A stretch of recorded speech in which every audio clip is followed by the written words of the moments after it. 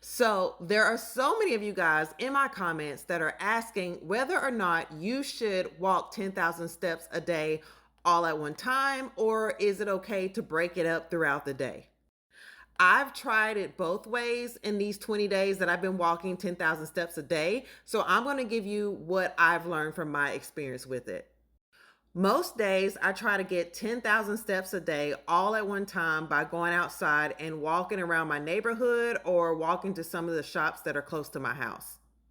Now, this is not always feasible because, as you may know, I'm a mother of three kids, I homeschool, I've got businesses, and I got a whole household of things to do.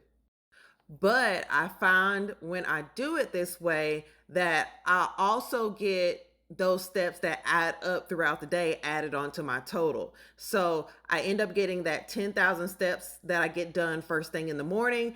And I also get, another 3,000, 4,000 steps during the day, just doing like my everyday activities. And for me, I like to do it that way because on days where I might not have enough time, or maybe on the weekend when I want to get a little bit of rest, I'm still averaging 10,000 steps a day. If you look at my 7 day average, because most days I'm getting at least 12,000, 13,000, or maybe even 14,000 steps. If you're going to do it this way, especially if you're going to do it outside, I would recommend that you get your 10,000 steps in as early as possible. Like I used to get started walking around 8 or 9 o'clock. Now I'm trying to get out even earlier because I'm trying to beat that heat. That sun will whoop yo. But all that being said, getting 10,000 steps a day is ultimately the goal, okay? You want to start off slow. You want to start off just getting into the routine. So if you have to break it up throughout the day, that's okay as well. On days when I can't get outside and do it first thing in the morning, what I'll do is I'll wake up a little bit earlier than my kids wake up. I have a walking pad that is downstairs.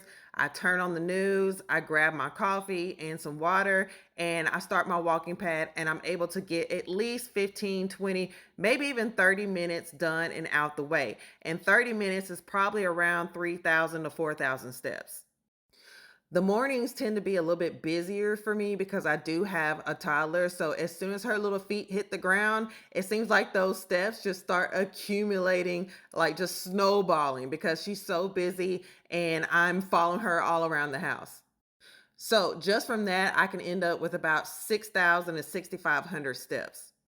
If I make it a point to maybe get about 5, maybe 10 more minutes on the walking pad throughout the day, or I'm just getting up and moving more and being very intentional about that, I can find myself around 7,800 to about 8,500 steps without really having to try all that hard. Then when it gets a little bit cooler in the evenings, I can either take my babies out and I can walk with a stroller around the neighborhood for another 2 or 3,000 steps, or I'll hop back on the walking pad and watch one of my favorite shows, or I'll jump on my treadmill downstairs and do a quick little 30 to maybe 45-minute walk up on an incline. So around the time that I'm ready for bed, around 9 o'clock at night, then I'll have around 10,000 steps, maybe a little bit more, give or take. So for me, this is what works. But the important thing is that you find what works for you. At the end of the day, we're just all on a mission to move more, to get more healthy, and to do some things that benefit us mentally, physically, and, sometimes emotionally, really. So make a plan, be consistent with it. And my best piece of advice would be to make sure that you leave just a little bit of room for flexibility, especially if you want this to be a long term change for you.